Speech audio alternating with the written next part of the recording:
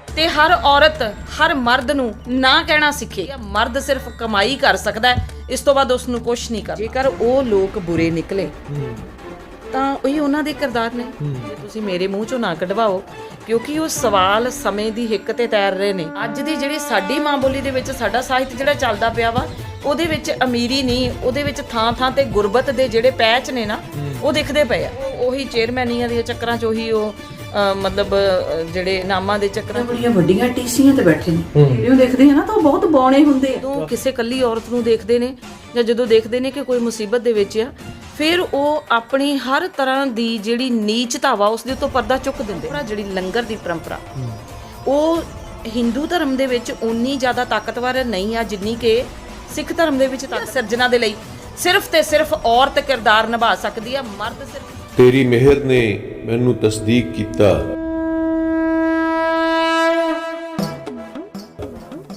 ਇਸ ਯੁੱਗ ਨਹੀਂ ਇਕੱਲਾ ਯੁਗਾਂ ਤੀਕ ਕੀਤਾ। ਇਹ ਉਹ ਸ਼ਬਦ ਨੇ ਜਿਹੜੇ ਉਸ ਕਲਮ ਨੇ ਲਿਖੇ ਨੇ ਜਿਹਦੇ ਨਾਲ ਮੈਂ ਅੱਜ ਤੁਹਾਨੂੰ ਮਿਲਵਾਉਣ ਜਾ ਰਿਹਾ। ਇੰਨਾ ਹੀ ਨਹੀਂ, ਉਹ ਜਦੋਂ ਲਿਖਦੀ ਹੈ ਕਿ ਗੁਰੂ ਕੋਲ ਚੱਲਿਆ ਸਿਰ ਨਾਲ ਲੈ ਕੇ ਜਾਵੀਂ, ਤਾਂ ਉਸ ਅੰਦਰ ਬੈਠੀ ਸੰਤ ਰੂਹ ਦੇ ਦਰਸ਼ਨ ਹੁੰਦੇ ਨੇ। ਪਰ ਜਦੋਂ ਉਹ ਬੋਲਦੀ ਹੈ ਤਾਂ ਸੱਤ ਅਸੱਤ ਦਾ ਵਖਰੇਵਾਂ ਕਰਨ ਤੋਂ ਝੱਕਦੀ ਨਹੀਂ। ਉਹਦੀਆਂ ਗੱਲਾਂ ਸੁਣ ਕੇ ਲੂੰ ਕੰਡੇ ਖੜੇ ਹੋ ਜਾਂਦੇ ਨੇ ਕਿ ਕਿੰਜ ਉਹ ਸਮਾਜ ਦੇ ਗੰਦੇ ਚਿੱਕੜ 'ਚ ਵੀ ਕਮਲ ਵਾਂਗ ਅਲੇਪ ਰਹਿ ਰਹੀ ਹੈ। ਮਿਲਦੇ ਹਾਂ ਡਾਕਟਰ ਸੁਰਿੰਦਰ ਕਮਲ ਨੂੰ। ਜੀ ਪਹਿਲਾਂ ਤਾਂ ਦਸਤਾਵੇਜ਼ ਨੂੰ ਬਹੁਤ-ਬਹੁਤ ਮੁਬਾਰਕ, ਕਿਉਂਕਿ ਜਦੋਂ ਵੀ ਸਦੀਆਂ ਆਪਣੇ ਪੋਲੇ-ਪੋਲੇ ਕਦਮਾਂ ਦੇ ਨਾਲ ਤੁਰਦੀਆਂ ਨੇ ਤਾਂ ਉਹਨਾਂ ਦੇ ਵਿੱਚ ਜਿਹੜੇ ਮਨੁੱਖ ਹੁੰਦੇ ਨੇ ਉਸ ਧਰਾਤਲ ਦੇ ਉੱਤੇ ਜਿਹੜੇ ਆਪਣੇ ਕਿਰਦਾਰ ਅਦਾ ਕਰ ਰਹੇ ਹੁੰਦੇ ਨੇ, ਤਾਂ ਉਹਨਾਂ ਲੋਕਾਂ ਨੂੰ ਦਸਤਾਵੇਜ਼ ਦੇ ਵਿੱਚ ਪਰੋਣਾ, ਤਾਂ ਉਹਨਾਂ ਲੋਕਾਂ ਦੇ ਜਿਹੜੇ ਦਸਤਾਵੇਜ਼ ਨੇ ਫਿਰ ਉਹ ਸਦੀ ਦੇ ਸ਼ਿਲਾਲੇਖ ਜਦੋਂ ਬਣਦੇ ਆ। ਇਸ ਚੀਜ਼ ਦੇ ਲਈ ਬਹੁਤ-ਬਹੁਤ ਮੁਬਾਰਕਾਂ ਪਹਿਲਾਂ ਤਾਂ ਤੁਹਾਨੂੰ। ਬਹੁਤ-ਬਹੁਤ ਜੀ ਆਇਆਂ ਨੂੰ, ਤੁਸੀਂ ਆਏ ਹੋ ਇਸ ਚੀਜ਼ ਨੂੰ, ਕਿਉਂਕਿ ਕੁਝ ਗੱਲਾਂ ਜਾਂ ਕੁਛ ਮੈਗਜ਼ੀਨ ਜਾਂ ਕੁਛ ਇਹੋ ਜਿਹੇ ਹਾਸਿਲ ਹੁੰਦੇ ਨੇ ਜਿਨ੍ਹਾਂ ਦਾ ਪਾਰਟ ਬਣਨਾ ਹਰ ਬੰਦੇ ਦਾ ਇੱਕ ਸੁਪਨਾ ਹੁੰਦਾ ਵਾ। ਤਾਂ ਦਸਤਾਵੇਜ਼ ਦਾ ਪਾਰਟ ਬਣਨ ਲੱਗੀ ਹਾਂ ਮੈਂ, ਮੇਰੇ ਲਈ ਇਹ ਬੜੀ ਮਾਣ ਦੀ ਗੱਲ ਹੈ ਜੀ। ਮੈਂ ਤੁਸੀਂ ਮੈਨੂੰ ਪੁੱਛ ਰਹੇ ਸੀਗੇ ਕਿ ਇਹ ਸਿੱਧੀ ਸਾਦੀ ਸੁਰਿੰਦਰ ਕਮਲ ਕਿਸ ਤਰ੍ਹਾਂ ਬਣ ਗਈ, ਤਾਂ ਮੈਂ ਇਸ ਗੱਲ ਦਾ ਜਵਾਬ ਇਹੀ ਦਊਂਗੀ ਕਿ ਆਪਾਂ ਇੱਕ ਗੱਲਾਂ ਸੁਣਦੇ ਹੁੰਦੇ ਸੀ ਨਾ ਕਿ ਬਦਾਮ ਖਾਂਦੇ ਅਕਲ ਨਹੀਂ ਆਉਂਦੀ ਨਾ। ਤਾਂ ਜਿੰਨਾ ਰਾਹਾਂ 'ਤੇ ਆਪਾਂ ਤੁਰਦੇ ਹਾਂ, ਉਹ ਰਾਹਾਂ ਦੇ ਜਿਹੜੇ ਰੋਡ ਚੁੱਭਦੇ ਨੇ ਤੁਹਾਡੇ ਪੈਰਾਂ ਦੇ ਵਿੱਚ, ਉਹਨਾਂ ਰਾਹਾਂ 'ਚੋਂ ਜਿਹੜੇ ਕੰਢੇ ਚੁੱਭਦੇ ਨੇ ਸਾਡੇ ਪੈਰਾਂ ਦੇ ਵਿੱਚ, ਉਸ ਦੀ ਪੀੜ ਜਿਹੜੀ ਆ ਉਹ ਕਿੰਨੇ ਸਿਖਰ ਦੀ ਹੁੰਦੀ ਆ। ਉਹ ਸਿਖਰ ਉਸੇ ਤਰ੍ਹਾਂ ਹੀ ਤੁਹਾਨੂੰ ਫਿਰ ਆਪਣੀਆਂ ਮੰਜ਼ਿਲਾਂ ਦੇ ਵੱਲ ਨੂੰ ਵੀ ਲੈ ਕੇ ਜਾਂਦੀ ਹੈ। ਬਸ ਇਸੇ ਹੀ ਤਰ੍ਹਾਂ ਲਾਈਫ ਨੇ ਬਹੁਤ ਕੁਝ ਇਸ ਤਰ੍ਹਾਂ ਦਾ ਦਿੱਤਾ, ਬਹੁਤ ਕੁਝ ਇਸ ਤਰ੍ਹਾਂ ਦਾ ਸੰਤਾਪ ਹੰਡਾਇਆ। ਮੈਂ ਇੱਕ ਚੀਜ਼ ਲਿਖਦੀ ਹਾਂ ਕਿ ਕਦੇ ਨਾ ਦਿਲ ਖੋਲ੍ਹਿਆ ਅਤੇ ਕਦੇ ਨਾ ਮੂੰਹੋਂ ਬੋਲਿਆ, ਮੈਂ ਤਾਂ ਐਵੇਂ ਖੇਡਦੀ ਰਹੀ ਲੁਕਣ ਮੀਟੀਆਂ, ਪੁੱਤਾਂ ਨੂੰ ਤਾਂ ਭਰ ਭਰ ਪੰਡਾਂ ਮਾਏ ਦੇਤੀਆਂ, ਕਿੱਥੇ ਗਈਆਂ ਮਾਂ ਸਾਡੇ ਹਿੱਸੇ ਦੀਆਂ ਗੀਟੀਆਂ। ਮੈਂ ਤਾਂ ਚੁੱਪ ਉੱਠ ਤੇਰੇ ਦਰ ਉੱਤੋਂ ਆ ਗਈ, ਜਿਵੇਂ ਚੁੱਪ ਤੁਰੀ ਜਾਂਦੇ ਕਾਢੇ ਅਤੇ ਚੀਟੀਆਂ, ਨਾਤੇ ਟੁੱਟੇ ਮਾਪੇ ਸੁੱਟੇ ਤੇ ਨਾ ਬਣਿਆ ਉਹ, ਬਿਨਾਂ ਲੀੜਿਓ ਤੋਰਿਓ ਅੱਖਾਂ ਜਦ ਮੈਂ ਮੀਟੀਆਂ। ਤੋ ਬੁੱਲੀਆਂ ਨਾ ਅੱਖੀਆਂ ਵੀ ਰੱਖੀਆਂ ਸੀ ਸੀਤੀਆਂ, ਤਾਂ ਰੱਜ ਰੱਜ ਜਸ਼ਨ ਮਨਾਇਓ ਮੇਰੇ ਪਿੱਛੋਂ, ਮਾਰਿਓ ਜਨਾਜੇ ਪਿੱਛੇ ਉੱਚੀ ਉੱਚੀ ਸੀਟੀਆਂ। ਤੋ ਮਤਲਬ ਇਹ ਉਹ ਸਾਰੇ ਦੌਰ ਨੇ ਜਿਨ੍ਹਾਂ ਦੇ ਵਿੱਚੋਂ ਆਪਾਂ ਨਿਕਲੇ। ਉਹਦੇ ਵਿੱਚ ਸਮੇਂ ਨੇ ਵੀ ਆਪਣਾ ਚਿਹਰਾ ਚੁੱਕਿਆ, ਹਰ ਰਿਸ਼ਤੇ ਨੇ ਵੀ ਆਪਣੇ ਉੱਤੋਂ ਲਿਬਾਸ ਚੁੱਕਿਆ, ਘੁੰਡ ਚੁੱਕਿਆ।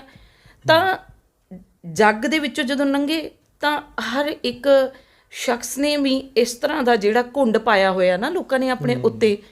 ਤਾਂ ਜਦੋਂ ਤੁਸੀਂ ਇਸ ਤਰ੍ਹਾਂ ਦੀਆਂ ਪੈੜਾਂ ਦੇ ਵਿੱਚੋਂ ਤੇ ਨਿਕਲਦੇ ਜੇ ਨਾ, ਫਿਰ ਉਹ ਹਰ ਇੱਕ ਘੁੰਡ ਜਿਹੜਾ ਉਤਰ ਕੇ ਉਹ ਇਸ ਤਰ੍ਹਾਂ ਦਾ ਵਾ ਕਿ ਜਿਵੇਂ ਤੁਸੀਂ ਜੰਗਲ ਦੇ ਵਿੱਚੋਂ ਲੰਘ ਰਹੇ ਹੋ, ਤਾਂ ਜਿਹੜੇ ਰੁੱਖ ਚੁੱਪ-ਚਾਪ ਖੜੇ ਹੁੰਦੇ ਨੇ ਨਾ, ਤਾਂ ਇੱਕਦਮ ਉਹਨਾਂ ਦੀ ਜਿਹੜੀ ਮਚਲੀ ਚੁੱਪ ਹੁੰਦੀ ਆ ਉਹ ਬਾਵਿਆਂ 'ਚ ਬਦਲ ਜਾਂਦੀ ਆ। ਸਹੀ। ਤਾਂ ਇਹ ਚੀਜ਼ ਜਿਹੜੀ ਆ ਮੈਂ ਸਮਾਜ ਦਾ ਤੁਹਾਨੂੰ ਉਹ ਚਿਹਰਾ ਦੱਸ ਰਹੀ ਹਾਂ ਕਿ ਜਿੱਥੇ ਹਰ ਬੰਦਾ ਚਾਹੁੰਦਾ ਹੈ ਕਿ ਜੇਕਰ ਇੱਕ ਚੀਜ਼ ਜਿਵੇਂ ਨਰਿੰਦਰ ਕਪੂਰ ਜੀ ਲਿਖਦੇ ਨੇ ਕਿ ਜਦੋਂ ਔਰਤ ਆਪਣੇ ਹਸਬੈਂਡ ਦੇ ਘਰ ਦੇ ਵਿੱਚੋਂ ਨਿਕਲਦੀ ਹੈ ਤਾਂ ਉਹਦੇ ਲਈ ਨਰਕ ਦਾ ਦੁਆਰ ਸ਼ੁਰੂ ਹੋ ਜਾਂਦਾ। ਤਾਂ ਇਹ ਉਹੀ ਨਰਕ ਆ ਸਮਾਜ ਦੇ ਵਿੱਚ ਪਸਰਿਆ ਹੋਇਆ। ਜਦੋਂ ਕਿਸੇ ਇਕੱਲੀ ਔਰਤ ਨੂੰ ਦੇਖਦੇ ਨੇ ਜਾਂ ਜਦੋਂ ਦੇਖਦੇ ਨੇ ਕਿ ਕੋਈ ਮੁਸੀਬਤ ਦੇ ਵਿੱਚ ਆ, ਫਿਰ ਉਹ ਆਪਣੀ ਹਰ ਤਰ੍ਹਾਂ ਦੀ ਜਿਹੜੀ ਨੀਚਤਾ ਵਾ ਉਸ ਦੇ ਉੱਤੋਂ ਪਰਦਾ ਚੁੱਕ ਦਿੰਦੇ ਨੇ। ਤਾਂ ਸਮਾਜ ਦੇ ਉਹਨਾਂ ਹਾਲਾਤਾਂ ਦੇ ਵੱਲੋਂ ਨਿਕਲ ਕੇ ਫਿਰ ਬਣਦੀ ਹੈ ਇੱਕ ਕਮਲ। ਜਦੋਂ ਪਹਿਲੀ ਕਿਤਾਬ ਆਈ ਇਹਨਾਂ ਦੀ ਸਿੱਖ ਦੇ ਹਰਫ, ਤਾਂ ਉਮੀਦ ਕੀਤੀ ਜਾ ਰਹੀ ਸੀ ਕਿ ਨਾਲ ਸਭ ਦੇ ਦਿਲਾਂ ਦੇ ਵਿੱਚ ਖਾਸ ਸੀ ਕਿ ਕੋਈ ਨਵੀਂ ਇੱਕ ਹੋਰ ਕਿਤਾਬ ਆਉਣੀ ਬੜੀ ਜ਼ਰੂਰੀ ਹੈ।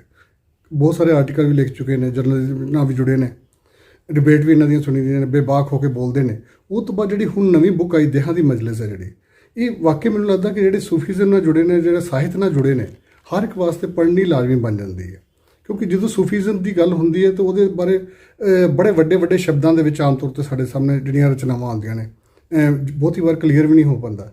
ਇਹ ਜਿਹੜੀ ਕਿਉਂਕਿ ਮੇਰਾ ਸਾਹਿਤ ਦੇ ਨਾਲ ਇੰਨਾ ਜ਼ਿਆਦਾ ਵਾਹ ਵਾਸਤਾ ਨਹੀਂ ਪਿਆ, ਤਾਂ ਉਹ ਤੋਂ ਬਾਅਦ ਜਦੋਂ ਮੈਂ ਦੇਹਾਂ ਦੀ ਮਜਲਿਸ ਪੜ੍ਹੀ ਤਾਂ ਮੈਨੂੰ ਲੱਗਾ ਕਿ ਬੜੇ ਸਰਲ ਸ਼ਬਦਾਵਲੀ ਦੇ ਵਿੱਚ ਬੜੇ ਚੰਗੇ ਸ਼ਬਦ, ਬੜੇ ਮਤਲਬ ਮੀਨਿੰਗਫੁਲ ਜਿਹੜੇ ਹੈਗੇ ਨੇ ਵਰਡ ਨੇ, ਉਹ ਇਹਦੇ 'ਚ ਹੈਗੇ ਨੇ। ਅਤੇ ਜਿਹੜੀ ਬੁੱਕ ਆਪਣੇ ਆਪ ਦੇ ਵਿੱਚ ਇੱਕ ਮੈਨੂੰ ਲੱਗਦਾ ਆਉਣ ਵਾਲੇ ਟਾਈਮ ਦੇ ਵਿੱਚ ਇੱਕ ਮਿਸਾਲ ਬਣਦੀ ਕਿ ਸੂਫੀਜ਼ਮ ਦੇ ਉੱਤੇ ਜੇ ਕੁਛ ਲਿਖਣਾ ਤਾਂ ਇਹਨੂੰ ਸਟੱਡੀ ਕਰਨਾ ਬੜਾ ਜ਼ਰੂਰੀ ਹੈ। ਜੀ, ਉਹ ਫਾਊਂਡੇਸ਼ਨ ਵੀ ਇਸੇ ਕਰਕੇ ਬਣੀ ਸੀਗੀ ਕਿ ਮਤਲਬ ਜਦੋਂ ਕੁੜੀਆਂ ਕਹਿੰਦੀਆਂ ਨੇ ਕਿ ਮੈਂ ਤਾਂ ਧੀ ਬਣ ਕੇ ਸੰਤਾਪ ਬਣ ਗਈ, ਮੈਂ ਅਣਜੰਮੀਆਂ ਪੀੜਾਂ ਦੀ ਬਾਪ ਬਣ ਗਈ, ਜਿਹੜੀਆਂ ਸੁਰਾਂ ਨੂੰ ਉਂਗਲਾਂ ਦੀ ਸ਼ੋਅ ਨਾ ਮਿਲੀ, ਮੈਂ ਐਸਾ ਬੇਸੁਰਾ ਅਲਾਪ ਬਣ ਗਈ, ਜਿਸ ਨੂੰ ਰੱਬ ਨੇ ਦਿਲੋਂ ਹੀ ਦੇ ਦਿੱਤਾ, ਮੈਂ ਐਸਾ ਉਹ ਚੰਦਰਾ ਸਰਾਪ ਬਣ ਗਈ, ਐਸੀਆਂ ਬਦਦੁਆਵਾਂ ਮੇਰੇ ਬਾਪ ਸਾਨੂੰ ਦਿੱਤੀਆਂ ਕਿ ਲੱਗਦਾ ਹੈ ਅਸੀਂ ਉਹਦੀ ਜੀਭ ਦਾ ਬਾਪ ਬਣ ਗਏ।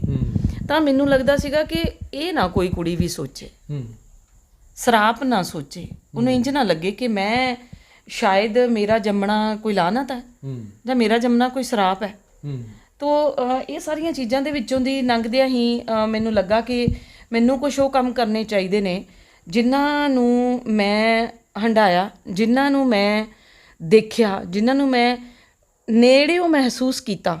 ਤਾਂ ਮੈਨੂੰ ਲੱਗਦਾ ਹੈ ਕਿ ਮੈਂ ਉਹਨਾਂ ਚੀਜ਼ਾਂ ਦੇ ਲਈ ਕੰਮ ਕਰਾਂ। ਉਹੀ ਫਿਰ ਮੈਂ ਸੰਸਥਾ ਦੇ ਵਿੱਚ ਜਿੱਦਾਂ ਹੈਲਪਲੈਸ ਕੁੜੀਆਂ ਮੇਰੇ ਕੋਲ ਆਉਂਦੀਆਂ ਸੀਗੀਆਂ, ਜਿੱਦਾਂ ਹੁਣ ਮੇਰੀਆਂ 2 ਬੱਚੀਆਂ ਜਿਹੜੀਆਂ ਨੇ ਉਹ ਕੈਨੇਡਾ 'ਚ ਨੇ, ਉਹਨਾਂ ਨੇ ਖੁਦ ਆਪਣੇ ਪੈਰਾਂ ਸਿਰ ਰਹਿ ਕੇ ਆਈਲੈਟਸ ਕੀਤੀ, ਉਹਨਾਂ ਨੂੰ ਪੜ੍ਹਾਇਆ ਲਿਖਾਇਆ, ਉਹ ਤੁਰ ਪਈਆਂ ਆਪਣੇ ਰਾਹਾਂ ਦੇ ਉੱਤੇ, ਅੱਜ ਸਫਲ ਜ਼ਿੰਦਗੀ ਬਤੀਤ ਕਰ ਰਹੀਆਂ ਨੇ।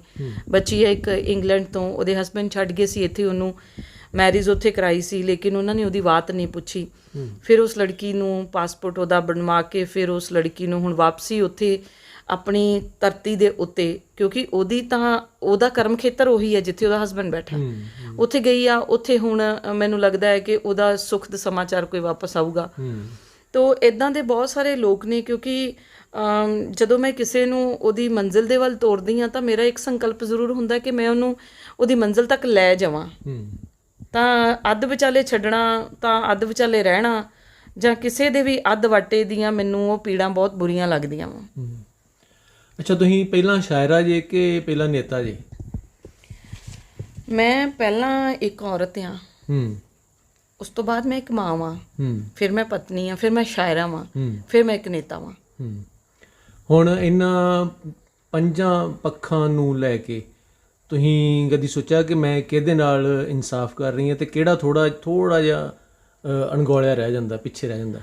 ਨਹੀਂ, ਇੱਦਾਂ ਨਹੀਂ ਹੈ ਜਗਜੀਤ ਜੀ। ਹਮੇਸ਼ਾ ਹੀ ਨਾ ਸਾਨੂੰ ਸਮਤੋਲ ਕਰਕੇ ਕਈ ਵਾਰੀ ਅਸੀਂ ਕੋਸ਼ਿਸ਼ ਕਰਦੇ ਹਾਂ, ਤੁਰਦੇ ਹਾਂ, ਲੇਕਿਨ ਕਈ ਵਾਰੀ ਕਈ ਪੱਖ ਰਹਿ ਜਾਂਦੇ ਨੇ। ਅਤੇ ਉਹਦੇ ਵਿੱਚ ਲੋਕਾਂ ਨੂੰ ਕਈ ਵਾਰੀ ਲੱਗਦਾ ਜਿੱਦਾਂ ਆ ਹੁਣ ਸਿਸਟਮ ਜਿਹੜਾ ਸੀਗਾ, ਬੜਾ ਕੁਛ ਇਹੋ ਜਿਹਾ ਵਰਤਾਰਾ ਵਰਤਿਆ ਕਿ ਲੋਕਾਂ ਨੇ ਮੈਨੂੰ ਘਰ ਆ ਕੇ ਵੀ ਮੈਨੂੰ ਲਾਹਨਤਾਂ ਪਾਈਆਂ। ਜਦੋਂ ਆਪ ਨੂੰ ਲੀਵ ਕੀਤਾ, ਮੈਂ ਬੀਜੇਪੀ ਜੁਆਇਨ ਕੀਤੀ, ਤਾਂ ਉਹਦੇ ਵਿੱਚ ਮੈਨੂੰ ਬੜਾ ਕੁਛ ਜਿਹੜਾ ਸੀਗਾ, ਪਰ ਮੈਨੂੰ ਲੱਗਦਾ ਸੀਗਾ ਕਿ ਮੈਂ ਸਹੀ ਫੈਸਲਾ ਲਿਆ। ਉਸ ਫੈਸਲੇ ਦਾ 6 ਮਹੀਨੇ ਬਾਅਦ ਲੋਕਾਂ ਨੂੰ ਹੁਣ ਉਹੀ ਲੋਕ ਜਿਹੜੇ ਮੈਨੂੰ ਕਹਿੰਦੇ ਸੀਗੇ ਕਿ ਤੁਸੀਂ ਕਮਲ ਆਪ ਨੂੰ ਛੱਡਿਆ, ਅੱਜ ਤੁਸੀਂ MLA ਹੋਣਾ ਸੀ, ਅੱਜ ਤੁਸੀਂ ਮੰਤਰੀ ਹੋਣਾ ਸੀ, ਕਿਉਂਕਿ ਤੁਸੀਂ ਬਹੁਤ ਵਰਕਆਊਟ ਕੀਤਾ।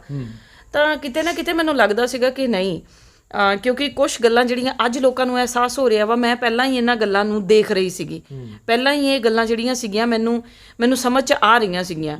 ਤਾਂ ਮੈਨੂੰ ਲੱਗਾ ਸੀਗਾ ਕਿ ਜਦੋਂ ਅਸੀਂ ਆਪਣੇ ਲੋਕਾਂ ਦੇ ਲਈ ਚੰਗਾ ਕਰਨ ਦੀ ਖਾਤਰ ਤੁਰੇ ਹਾਂ, ਤਾਂ ਉਹਨਾਂ ਲੋਕਾਂ ਨੂੰ ਚੰਗੇ ਦੇ ਭਲੇਵੇ ਅਸੀਂ ਇੱਕ ਮਤਲਬ ਲੋਟੂ ਟੋਲੇ ਦੇ ਸ਼ੇਪ ਦੇ ਵਿੱਚ ਉਹਨਾਂ ਦੇ ਸਾਹਮਣੇ ਪੇਸ਼ ਹੋਈਏ। ਇਸ ਤੋਂ ਬੈਟਰ ਹੈ ਕਿ ਪਹਿਲਾਂ ਹੀ ਉਹ ਰਾਹ ਖੜਾ ਛੱਡ ਦਿਓ। ਪਹਿਲੀ ਕਵਿਤਾ, ਜਦੋਂ ਮੇਰੀ ਖਿੜਕੀ ਦੇ ਸਾਵੇ ਇੱਕ ਸੁੱਕਾ ਜਿਹਾ ਰੁੱਖ, ਨਿਤ ਖੜੀ ਜਦ ਤੱਕਾਂ ਮੈਨੂੰ ਪੁੱਛੇ ਦੁੱਖ ਸੁੱਖ, ਕਿੰਜ ਰਾਤ ਤੂੰ ਗੁਜ਼ਾਰੀ ਕਿਉਂ ਅੱਖੀਆਂ ਚਲਾਲੀ, ਉਹਦੇ ਲਫ਼ਜ਼ ਨੇ ਭਿੱਜੇ ਹੂਕ ਉੱਠੇ ਗਮਾਂ ਵਾਲੀ, ਮੈਂ ਵੀ ਪੁੱਛਿਆ ਸਵਾਲ ਤੇਰੀ ਸੁੱਕੀ ਕਿਉਂ ਏ ਡਾਲੀ, ਕੇਰ ਅਥਰੂ ਅੱਖਾਂ ਚੋਂ ਕਹਿੰਦਾ ਛੱਡ ਗਿਆ ਮਾਲੀ, ਮੈਂ ਵੀ ਚੁੱਪ ਉਹ ਵੀ ਚੁੱਪ, ਨੈਣ ਦੋਹਾਂ ਦੇ ਸੀ ਖਾਲੀ। ਤਾਂ ਜਦੋਂ ਇਹ ਕਵਿਤਾਵਾਂ ਜਿਹੜੀਆਂ ਸੀਗੀਆਂ ਜਗਬਾਣੀ ਦੇ ਵਿੱਚ, ਫਿਰ ਆਪਣੇ ਇੱਕ ਮਤਲਬ ਜਿਹੜਾ ਇੱਕ ਅੰਕ ਆਪਣਾ ਜਿਹਦੇ ਵਿੱਚ ਆਪਣੇ ਬਹੁਤ ਸਾਰੇ ਸ਼ਾਇਰ ਛਪਦੇ ਨੇ ਨਵਾਂ ਜ਼ਮਾਨਾ ਦੇ ਵਿੱਚ, ਉਹਨਾਂ ਨੇ ਮੈਨੂੰ 2010 ਦੇ ਵਿੱਚ ਨਾ ਅੱਧਾ ਪੇਜ ਜਿਸ ਤਰ੍ਹਾਂ ਉਹ ਸ਼ਾਇਰਾਂ ਨੂੰ ਦਿੰਦੇ ਨੇ, ਉਹਦੇ ਵਿੱਚ ਮੇਰੀਆਂ ਅੱਧੇ ਪੇਜ ਤੇ ਰਚਨਾਵਾਂ ਛਪੀਆਂ ਸੀਗੀਆਂ। ਤਾਂ ਮੈਨੂੰ ਕਰਤਾਰ ਸਿੰਘ ਦੁੱਗਲ ਜੀ ਹੋਰਾਂ ਦਾ ਦਿੱਲੀ ਤੋਂ ਚਿੱਠੀ ਆਉਂਦੀ ਆ, ਅੱਛਾ ਪਰਮਿੰਦਰਜੀਤ ਜੀ ਹੋਰਾਂ ਦੇ ਵਾਇਆ, ਕਿਉਂਕਿ ਪਰਮਿੰਦਰਜੀਤ ਜੀ ਉਹ ਨੇ ਜਿਨ੍ਹਾਂ ਨੇ ਸਭ ਤੋਂ ਪਹਿਲਾਂ ਮੈਨੂੰ ਅੱਖਰ ਦੇ ਵਿੱਚ ਛਾਪਿਆ ਸੀਗਾ, ਤੇ ਇਹੀ ਕਵਿਤਾ ਉਹਨਾਂ ਨੇ ਛਾਪੀ ਸੀ।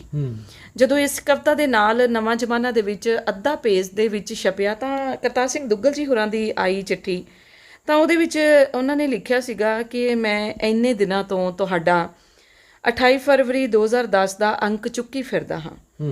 ਮੁੜ ਮੁੜ ਸੁਰਿੰਦਰ ਕਮਲ ਦੀ ਕਵਿਤਾ ਤੜਫ ਪੜ੍ਹ ਕੇ ਲਿਖਣ ਵਾਲੀ ਨੂੰ ਧੁਰੋਂ ਅਸੀਸਾਂ ਦੇ ਰਿਹਾ ਹਾਂ। ਇਸ ਤਰ੍ਹਾਂ ਦੀ ਰਚਨਾ ਸਿਰਫ ਮਾਂ ਬੋਲੀ ਵਿੱਚ ਹੀ ਲਿਖੀ ਜਾ ਸਕਦੀ ਹੈ ਤੇ ਕਿਸੇ ਸਾਹਿਤ ਦੇ ਵਿੱਚ ਕਦੇ ਕਦਾਈ ਸਦੀਆਂ ਬਾਅਦ ਪੈਦਾ ਹੁੰਦੀ ਹੈ। ਕੀ ਬਾਤ। ਮੇਰੀ ਸ਼ਾਬਾਸ਼ੀ ਇਸ ਬੱਚੀ ਨੂੰ ਪਹੁੰਚਾ ਦੇਣਾ ਤਾਂ ਜੋ ਮੈਂ ਸੁਰਖਰੂ ਹੋਵਾਂ। ਮੈਂ ਇਸ ਕਲਮ ਦੀਆਂ ਲਿਖੀਆਂ ਹੋਰ ਕਵਿਤਾਵਾਂ ਦੇਖਣਾ ਚਾਹੁੰਦਾ ਹਾਂ। ਜੇਕਰ ਤੁਸੀਂ ਸਹਾਇਤਾ ਕਰ ਸਕੋ ਤਾਂ ਮੈਂ ਸ਼ੁਕਰਗੁਜ਼ਾਰ ਹੋਵਾਂਗਾ। ਬਰਾਏ ਰਾਫਤਾ ਪਰਮਿੰਦਰਜੀਤ ਜੀ, ਕਰਤਾਰ ਸਿੰਘ ਦੁੱਗਲ, ਨਵੀਂ ਦਿੱਲੀ। ਤੋ ਬੜੀ ਤਗੜੀ ਗੱਲ ਹੈ ਹਨਾ। ਇਹ ਜਿਹੜੀ ਮੇਰੀ ਪਹਿਲੀ ਜਦੋਂ ਕਿਤਾਬ ਆਉਂਦੀ ਹੈ ਸੈਕ ਦੇ ਹਰਫ, ਤਾਂ ਇਸ ਕਿਤਾਬ ਦੇ ਵਿੱਚ ਉਹ ਚਿੱਠੀ ਬਕਾਇਦਾ ਤੌਰ ਦੇ ਉੱਤੇ ਲੱਗੀ ਹੋਈ ਹੈ। ਇਹ ਉਹ ਕਵਿਤਾ ਸੀ ਜਿਹਨੂੰ ਕਰਤਾਰ ਸਿੰਘ ਜੀ ਦੁੱਗਲ ਹੋਰਾਂ ਨੇ ਮੇਰੇ ਵੱਲ ਅਸੀਸਾਂ ਘੱਲਣ ਨੂੰ ਤਤਪਰ ਕੀਤਾ। ਤਾਂ ਮੈਂ ਇਸ ਚੀਜ਼ ਦੇ ਲਈ ਆਪਣੇ ਸਿਰ ਦੇ ਉੱਤੇ ਅਸੀਸ ਸਮਝਦੀ ਹਾਂ। ਇੱਕ ਬੜੀ ਵਧੀਆ ਘਟਨਾ ਵਾਪਰੀ। ਮਹੀਨਾ ਕੁ ਪਹਿਲਾਂ ਮੈਂ ਵਿਰਸਾ ਵਿਹਾਰ ਗਈ। ਮੈਂ ਕਿਉਂਕਿ ਵਿਰਸਾ ਵਿਹਾਰ ਕਰਤਾਰ ਸਿੰਘ ਦੁੱਗਲ ਜੀ ਹੋਰਾਂ ਦਾ ਇੱਕ ਆਦਮ ਕੱਦ ਪੋਰਟਰੇਟ ਲੱਗਾ ਹੋਇਆ। ਮੈਨੂੰ ਨਹੀਂ ਸੀ ਪਤਾ, ਕਿਉਂਕਿ ਮੈਂ ਕਰਤਾਰ ਸਿੰਘ ਦੁੱਗਲ ਨਾਮ ਨੂੰ ਜਾਣਦੀ ਸੀ, ਕਿਉਂਕਿ ਆਪਾਂ 8ਵੀਂ 10ਵੀਂ ਦੇ ਵਿੱਚ ਇਹਨਾਂ ਦੀਆਂ ਕਹਾਣੀਆਂ ਪੜ੍ਹੀਆਂ ਸੀ। ਮੈਨੂੰ ਨਹੀਂ ਪਤਾ ਸ਼ਾਇਰ ਕੌਣ ਹੁੰਦੇ ਨੇ। ਤਾਂ ਮੈਂ ਪਰਮਿੰਦਰਜੀਤ ਜੀ ਖੜੇ ਸੀ ਉੱਥੇ, ਮੈਂ ਉਹਨਾਂ ਨੂੰ ਪੁੱਛਦੀ ਹਾਂ ਕਿ ਸਰ ਇਹ ਕੌਣ ਨੇ? ਤਾਂ ਕਹਿੰਦੇ ਆ ਕਿ ਇਹ ਉਹ ਸ਼ਖਸ ਆ, ਜੇਕਰ ਆਪਣੀ ਕਲਮ ਦੇ ਵਿੱਚੋਂ ਕਿਤੇ ਕਿਸੇ ਦੇ ਨਾਂ ਦੀ ਸਿਆਹੀ ਕਿਤੇ 2 ਬੂੰਦਾਂ ਇਹਨਾਂ ਦੀ ਕਲਮ ਚੋਂ ਨਿਕਲ ਆਵੇ ਨਾ, ਤਾਂ ਉਸ ਬੰਦੇ ਦੇ ਲੇਖ ਬਦਲ ਜਾਂਦੇ ਨੇ। ਇਹ ਉਹ ਹਸਤੀ ਨੇ। ਜਦੋਂ ਨਵਾਂ ਜ਼ਮਾਨਾ ਦੀ ਜਿਹੜੀ ਆ ਇਹ ਛਪਣ ਤੋਂ ਬਾਅਦ ਉਹਨਾਂ ਦੀ ਜਦੋਂ ਚਿੱਠੀ ਆਉਂਦੀ ਆ, ਤਾਂ ਇਹ ਮਹੀਨਾ ਪਹਿਲਾਂ ਕਹੇ ਹੋਏ ਜਿਹੜੇ ਪਰਮਿੰਦਰਜੀਤ ਜੀ ਦੇ ਸ਼ਬਦ ਸੀਗੇ ਉਹ ਇਸ ਤਰ੍ਹਾਂ ਸਾਰਥਕ ਸਿੱਧ ਹੋਏ, ਜਿਵੇਂ ਅਸੀਂ ਇਹ ਕਹਿ ਸਕਦੇ ਹਾਂ ਵੀ ਸਮੇਂ ਦੀ ਹਿੱਕ ਦੇ ਉੱਤੇ ਉਹਨਾਂ ਨੇ ਲਿਖ ਕੇ ਮੈਨੂੰ ਖੱਤ ਭੇਜ ਦਿੱਤਾ।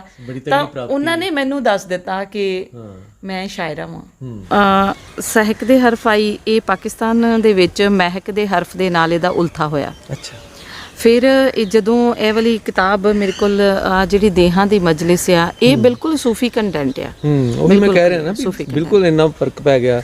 ਹਾਂ, ਜਦੋਂ ਤੁਸੀਂ ਆਪਣੇ ਅੰਦਰ ਵੱਲ ਨੂੰ ਤੁਰਦੇ ਜੇ, ਜਦੋਂ ਤੁਸੀਂ ਮੈਂ ਇਹਦੇ ਵਿੱਚ ਜਿਸ ਤਰ੍ਹਾਂ ਇੱਕ ਚੀਜ਼ ਪਹਿਲਾਂ ਲਿਖੀ ਹੋਈ ਹੈ, ਸਭ ਤੋਂ ਪਹਿਲਾਂ ਕਿ ਤੇਰੀ ਮਿਹਰ ਨੇ ਮੈਨੂੰ ਤਸਦੀਕ ਕੀਤਾ, ਇਸ ਯੁੱਗ ਨੇ ਯੁੱਗਾਂ ਤੀਕ ਕੀਤਾ। ਗੁਰੂ ਕੋਲ ਚੱਲਿਆ ਸਿਰ ਨਾਲ ਲੈ ਕੇ ਜਾਵੀਂ, ਉਸਦੀ ਸਰਦਲ ਦੀ ਟੇਕ ਉਸਦੀ ਸਰਦਲ ਤੇਰੇ ਸਿਰ ਦੀ ਟੇਕ, ਉਸਦੇ ਹੁਕਮ ਦੀ ਜੀ ਹਜ਼ੂਰੀ, ਉਸਦੇ ਉਚਰੇ ਸ਼ਬਦ ਦੀ ਗਹਿਰ, ਉਸਦੇ ਨਾਦ ਦਾ ਸਾਰ ਤੇਰੇ ਉਲਟੇ ਖੋਪੜ ਦੇ ਗਰੂਰਤਬ ਚ ਸਮਾ ਸਕੇ।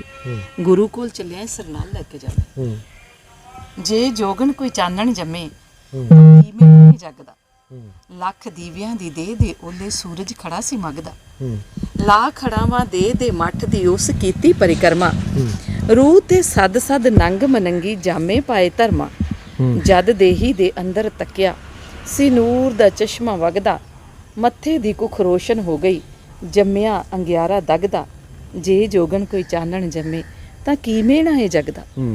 ਜਦੋਂ ਮੈਨੂੰ ਇਹ ਹਾਸਿਲ ਹੋ ਗਿਆ ਕਿ ਮੈਂ ਸ਼ਾਇਰਾ, ਮੇਰੀ ਕਲਮ ਨੇ ਇਸ ਤਰ੍ਹਾਂ ਦੇ ਚੀਜ਼ਾਂ ਲਿਖਣੀਆਂ ਸ਼ੁਰੂ ਕਰ ਦਿੱਤੀਆਂ ਜਿਹੜੀਆਂ ਮੈਂ ਕਈ ਵਾਰੀ ਖੁਦ ਪੜ੍ਹਦੀ ਸੀਗੀ ਤੇ ਮੈਨੂੰ ਹੈਰਾਨਗੀ ਹੁੰਦੀ ਸੀਗੀ, ਤਾਂ ਮੈਨੂੰ ਫਿਰ ਉਸ ਚੀਜ਼ ਦੇ ਪ੍ਰਤੀ ਮੈਂ ਬਹੁਤ ਜ਼ਿਆਦਾ ਸੀਰੀਅਸ ਹੋ ਗਈ ਕਿ ਮੈਨੂੰ ਲਿਖਣਾ ਚਾਹੀਦਾ। ਕਿਉਂ ਲਿਖਣਾ ਚਾਹੀਦਾ? ਕਿਉਂਕਿ ਉਸ ਸਮੇਂ ਹਾਲਾਤ ਕੁਝ ਇੱਦਾਂ ਦੇ ਸੀਗੇ ਕਿ ਮੇਰਾ ਡਾਈਵੋਰਸ ਦਾ ਅਰਲੀ ਸਟੇਜ ਸੀਗਾ ਤੇ ਮੈਂ ਚਾਹੁੰਦੀ ਸੀਗੀ ਕਿ ਮੈਂ ਇਸ ਤਰ੍ਹਾਂ ਦੀ ਹੋ ਜਾਵਾਂ ਕਿ ਮੈਂ ਇੱਕ ਕੁੜੀ ਨਾ ਰਹਿ ਕੇ ਇੱਕ ਤਰ੍ਹਾਂ ਦਾ ਭਾਰਾ ਪੱਥਰ ਹੋ ਜਾਵਾਂ ਕਿ ਮੈਨੂੰ ਹਿਲਾਣਾ ਸੌਖਾ ਨਾ ਹੋਵੇ, ਕਿਉਂਕਿ ਸਮਾਜ ਦੀਆਂ ਮੈਂ ਉਹਨਾਂ ਪਰਤਾਂ ਨੂੰ ਦੇਖਿਆ ਸੀਗਾ ਜਿਹਦੇ ਵਿੱਚ ਔਰਤ ਨੂੰ ਇੱਕ ਵਸਤੂ ਸਮਝਿਆ ਜਾਂਦਾ ਸੀ।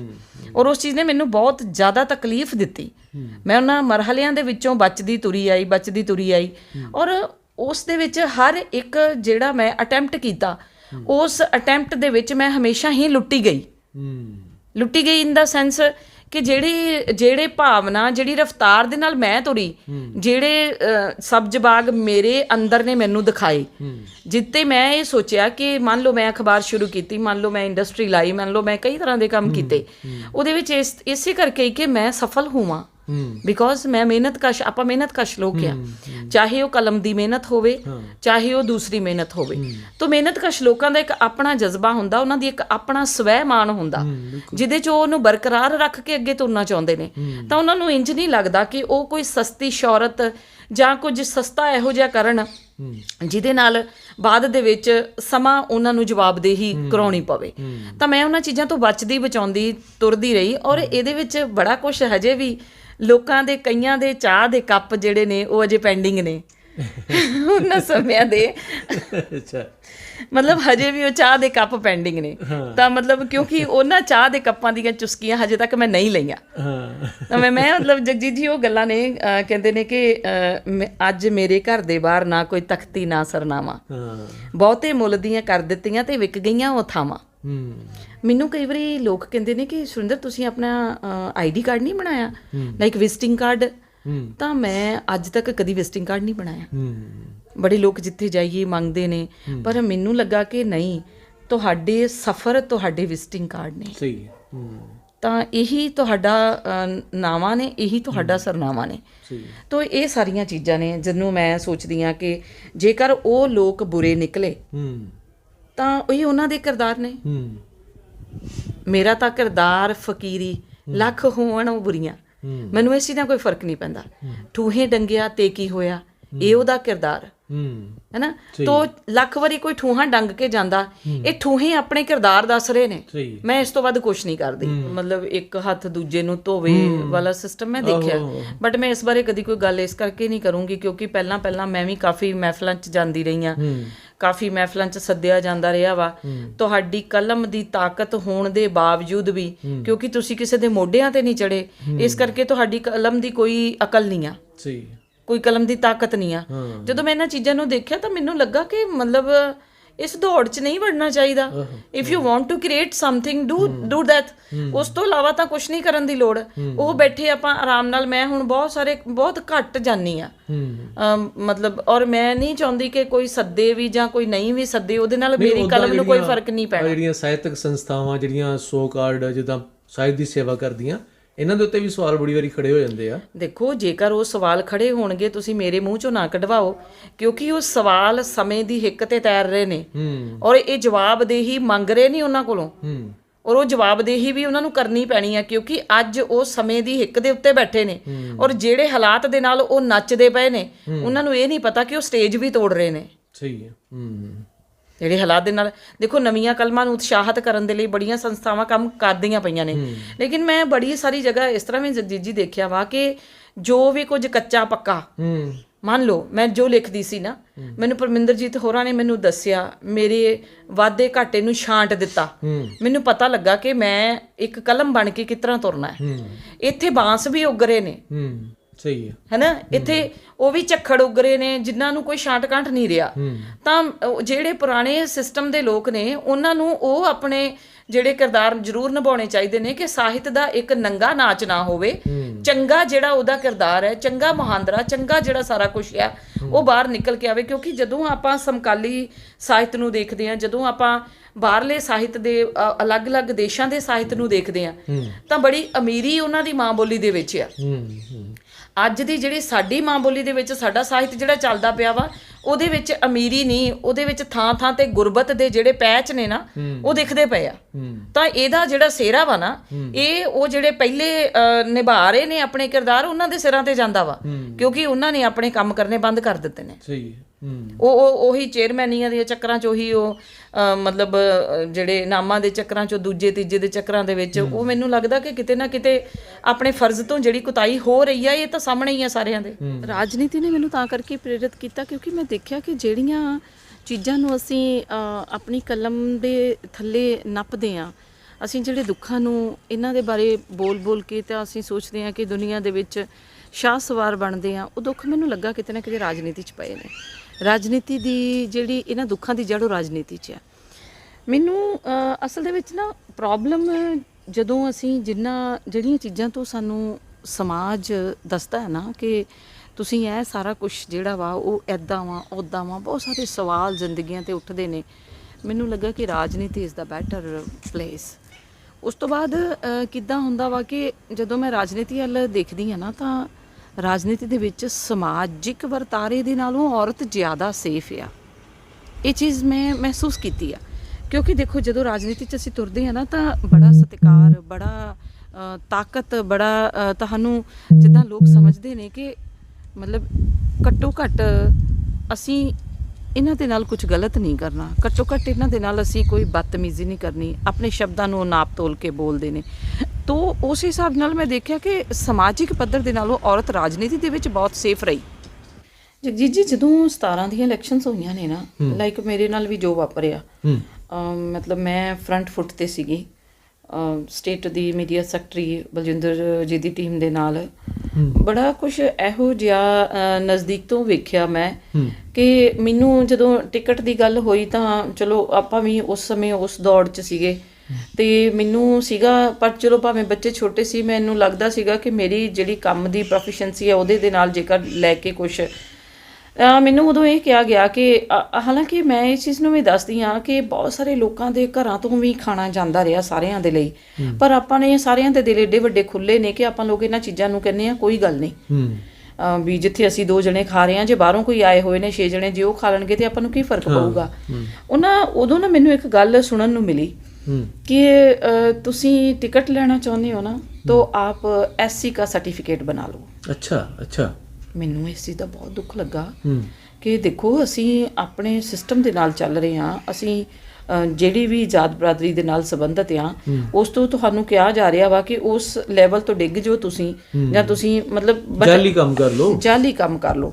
ਫਿਰ ਦੇਖੋ ਜਿਹੜਾ ਉਦੋਂ ਇੱਕ ਸਮਾਂ ਆਇਆ ਬਾਅਦ ਦੇ ਵਿੱਚ ਵੀ ਪਤਾ ਲੱਗਾ, ਬੜੇ ਸਾਰੇ ਲੋਕਾਂ ਨੇ ਇਸ ਚੀਜ਼ ਨੂੰ ਵੀ ਮੰਨਿਆ ਕਿਉਂਕਿ ਉਦੋਂ ਇਹਨਾਂ ਨੇ 2-2 4-4 10-10 ਘੋੜੇ ਇੱਕ ਸੜਕ ਤੇ ਦੜਾ ਦਿੱਤੇ ਵੀ ਤੁਸੀਂ ਵੀ MLA, ਤੁਸੀਂ ਵੀ MLA, ਤੁਸੀਂ ਵੀ MLA।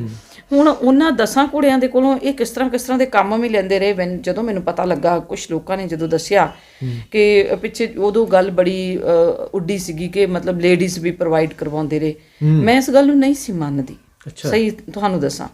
ਲੇਕਿਨ ਮੈਨੂੰ ਇਸ ਚੀਜ਼ ਦਾ ਜਦੋਂ ਕੁਝ ਬੰਦਿਆਂ ਨੇ ਮੇਰੇ ਮੂੰਹ ਦੇ ਸਾਹਮਣੇ ਮੰਨਿਆ ਕਿ ਕਮਲ ਭੈਣ ਜੀ ਅਸੀਂ ਕੀਤਾ ਇਦਾਂ, ਮੈਨੂੰ ਇੱਕ ਤਾਂ ਉਹਨਾਂ ਬੰਦਿਆਂ ਦੇ ਨਫ਼ਰਤ ਵੀ ਹੋਈ ਕਿ ਤੁਸੀਂ ਕੌਣ ਹੁੰਨੇ ਹੋ ਇਸ ਤਰ੍ਹਾਂ ਕਰਨ ਵਾਲੇ। ਦੂਸਰਾ ਮੈਨੂੰ ਇਹਨਾਂ ਤੋਂ ਜ਼ਿਆਦਾ ਨਫ਼ਰਤ ਹੋਈ ਕਿਉਂਕਿ ਜੇ ਕਹਿੰਦੇ ਸੀਗੇ ਤਾਂ ਉਹ ਪ੍ਰੋਵਾਈਡ ਕਰਵਾ ਰਹੇ ਸੀਗੇ, ਤਾਂ ਦੋਵੇਂ ਧਿਰਾਂ ਜਿਹੜੀਆਂ ਸੀਗੀਆਂ ਮੈਂ ਇੱਥੇ ਦੋਸ਼ੀ ਮੰਨਦੀ ਹਾਂ, ਜਿਹਦੀ ਵਜ੍ਹਾ ਕਰਕੇ ਮੇਰਾ ਇਹਨਾਂ ਤੋਂ ਨਾ ਮੈਂ ਤਕਲੀਫਦੇਹ ਹੋ ਗਈ ਕਿ ਮਤਲਬ ਜਿੱਥੇ ਔਰਤ ਦੀ ਇੱਜ਼ਤ ਨਹੀਂ ਆ, ਜਿੱਥੇ ਤੁਸੀਂ ਇਸ ਤਰ੍ਹਾਂ ਦਾ ਸਾਰਾ ਕੁਝ ਕਰ ਰਹੇ ਹੋ।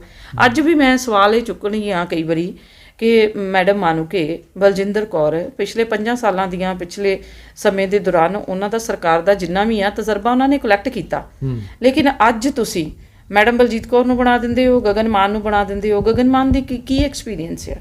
ਤਾਂ ਇਹ ਚੀਜ਼ਾਂ ਜਿਹੜੀਆਂ ਨੇ ਤੁਹਾਡੇ ਅੰਦਰ ਸਵਾਲ ਪੈਦਾ ਕਰਦੀਆਂ ਨੇ ਕਿ ਤੁਸੀਂ ਸਮਰਥਾ ਨੂੰ ਛੱਡ ਕੇ ਤੁਸੀਂ ਅਨਸਮਰਥਾਵਾਨ ਲੋਕਾਂ ਨੂੰ ਤਰਜੀਹ ਦਿੰਦੇ ਹੋ। ਕਿਉਂ? ਉਹਦਾ ਕਾਰਨ ਕੀ ਆ? ਇਹਦਾ ਕਾਰਨ ਕੋਈ ਤਾਂ ਹੋਵੇਗਾ ਨਾ। ਸਮਾਂ ਇਸ ਚੀਜ਼ ਦੀ ਜਵਾਬਦੇਹੀ ਕਰਦਾ, ਲੋਕ ਇਸ ਚੀਜ਼ ਨੂੰ ਬੋਲ ਰਹੇ ਨੇ। ਤਾਂ ਇਹ ਗੱਲਾਂ ਜਿਹੜੀਆਂ ਨੇ ਸਾਨੂੰ ਮਤਲਬ ਸਮਝਦਾਰੀ ਦੇ ਨਾਲ ਆਪਾਂ ਇੱਕ ਚੰਗੇ ਇਖਲਾਕ ਤੋਂ ਤੁਰੇ ਆ, ਬਦਲਾਵ ਦੀ ਗੱਲ ਕਰਦੇ ਆ, ਤਾਂ ਇਹ ਸਾਰੀਆਂ ਚੀਜ਼ਾਂ ਕਿਤੇ ਨਾ ਕਿਤੇ ਤੁਹਾਨੂੰ ਕਟਹਿਰੇ 'ਚ ਤਾਂ ਖੜਾ ਕਰਦੀਆਂ ਹੀ ਨੇ। ਮਤਲਬ ਇਹ ਕਾਰਨ ਸੀਗਾ ਤੁਹਾਡਾ ਆਮ ਆਦਮੀ ਨੂੰ ਛੱਡ ਕੇ ਤੇ ਜਿਹੜਾ ਤੁਸੀਂ ਭਾਰਤੀ ਜਨਤਾ ਪਾਰਟੀ 'ਚ ਆਏ ਜੀ? ਨਹੀਂ, ਜਦੋਂ ਖਹਿਰਾ ਸਾਹਿਬ ਵਾਲੀ ਗੱਲ ਹੁੰਦੀ ਆ ਉਦੋਂ ਮਤਲਬ ਪਾਰਟੀ ਜਿਹੜੀ ਆ ਉਹ ਬ੍ਰੇਕ ਹੁੰਦੀ ਆ ਤੇ ਉਹ ਸਾਰਾ ਕੁਝ ਜਿਹੜਾ ਸੀਗਾ ਉਹ ਇੱਕ ਜਿਹੜਾ ਸੈਗਮੈਂਟ ਸੀਗਾ ਉਸਨੇ ਵੀ ਬਹੁਤ ਪ੍ਰਭਾਵਿਤ ਕੀਤਾ ਇਹਨਾਂ ਸਾਰੀਆਂ ਚੀਜ਼ਾਂ 'ਚੋਂ। ਤੇ ਜਦੋਂ ਤੁਸੀਂ ਕੋਈ ਫੈਸਲਾ ਲੈਂਦੇ ਜੇ ਬਹੁਤ ਸਾਰੀਆਂ ਚੀਜ਼ਾਂ ਰਲ ਜਾਂਦੀਆਂ ਨੇ ਤਾਂ ਉਹ ਰਲ ਗੱਡ ਦੇ ਵਿੱਚੋਂ ਜਦੋਂ ਬਹੁਤ ਕੁਝ ਨਿਕਲਦਾ। ਮੈਂ ਇੱਕ ਵਾਰੀ ਹੋਰ ਵੀ ਸ਼ੌਕ ਹੋਈ ਸੀ, ਬਟਾਲਾ ਤੋਂ ਮੈਨੂੰ ਇੱਕ ਫੋਨ ਆਉਂਦਾ ਵਾ ਕਿ ਮੈਮ ਇਸ ਤਰ੍ਹਾਂ ਕਰਕੇ ਇਸ ਤਰ੍ਹਾਂ ਮਤਲਬ ਆਪ ਦਾ ਉਹ ਕਾਰਕੁਨ ਆ ਤਾਂ ਉਹਨੇ ਮੇਰੇ ਨਾਲ ਇਸ ਤਰ੍ਹਾਂ ਕੀਤਾ ਤੇ ਪਲੀਜ਼ ਮੈਨੂੰ ਇਸ ਚੀਜ਼ ਬਾਰੇ। ਤਾਂ ਇਸ ਤਰ੍ਹਾਂ ਦੀਆਂ ਗੱਲਾਂ ਸਾਹਮਣੇ ਆਈਆਂ ਸੀਗੀਆਂ ਜਿਨ੍ਹਾਂ ਨੇ ਮੈਨੂੰ ਇਹਨਾਂ ਦੇ ਪ੍ਰਤੀ ਡੀਮੋਟੀਵੇਟ ਕਰ ਦਿੱਤਾ ਵੀ ਨੋ, ਇੱਦਾਂ ਨਹੀਂ ਹੋਣਾ ਚਾਹੀਦਾ। ਮਤਲਬ ਤੁਸੀਂ ਰਾਜਨੀਤੀ ਨੂੰ ਸੁਧਾਰ ਦੇ ਲਈ ਆਉਂਦੇ ਹੋ, ਤੁਸੀਂ ਬਦਲਾਵ ਦੀ ਗੱਲ ਕਰਦੇ ਹੋ, ਪਰ ਉਹ ਤਾਂ ਜਸਟ ਇੱਕ ਲੋਲੀਪੌਪ ਸੀਗਾ ਪੰਜਾਬ ਦੇ ਲਈ। ਉਹ ਇਹਨਾਂ ਨੇ ਲੋਲੀਪੌਪ ਪੰਜਾਬ ਨੂੰ ਦਿੱਤਾ। ਪੰਜਾਬ ਦੇ ਲੋਕ ਮਤਲਬ ਜਿਹੜੇ ਸੀਗੇ ਉਹ ਇੰਨੀ ਇਹਨਾਂ ਦੀ ਬਰੀਕੀ ਨੂੰ ਨਹੀਂ ਸਮਝ ਸਕੇ, ਉਹ ਇਹਨਾਂ ਦੇ ਭਲੇਵੇ 'ਚ ਆ ਗਏ। ਤੇ ਅੱਜ ਸਾਰਿਆਂ ਦੇ ਸਾਹਮਣੇ ਆ ਕਿ ਆਪ ਕੀ ਕਰ ਰਹੀ ਹੈ। 6 ਮਹੀਨਿਆਂ ਦੇ ਵਿੱਚ ਲੋਕਾਂ ਨੂੰ ਪਤਾ ਲੱਗ ਚੁੱਕਾ ਵਾ ਕਿ ਪੰਜਾਬ ਨੂੰ ਇਹਨਾਂ ਨੇ ਕਿਹੜੇ ਬੁਰੇ ਤੇ ਘਾਤਕ ਤਰੀਕੇ ਦੇ ਨਾਲ ਪਹੁੰਚਾ ਦਿੱਤਾ ਹੈ। ਇੱਥੇ ਅਧਿਆਤਮ ਦੇਖੋ ਉਹ ਅਵਸਥਾ ਹੁੰਦੀ ਹੈ ਜਦੋਂ ਤੁਸੀਂ ਬਹੁਤ ਦਿਖ ਰਹੀਆਂ ਚੀਜ਼ਾਂ ਤੋਂ ਅਦਿੱਖ ਦੀ ਚੀਜ਼ਾਂ 'ਚ ਚਲੇ ਜਾਂਦੇ ਹੋ।